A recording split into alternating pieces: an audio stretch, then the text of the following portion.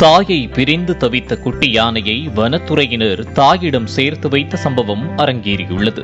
நீலகிரி மாவட்டம் முதுமலை புலிகள் காப்பகத்திற்கு உட்பட்ட மசினகுடி அடுத்துள்ள மாயார் வனப்பகுதியில் கடந்த 12ஆம் தேதியன்று குட்டி யானை தனியாக சுற்றி வந்தது. இதனை சுற்றுலா பயணிகள் வீடியோ எடுத்துள்ளனர்.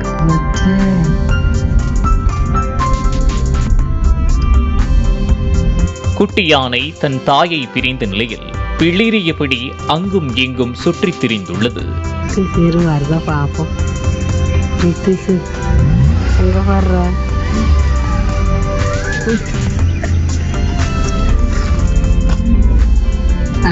அந்த பக்கம் ஓடி போச்சு.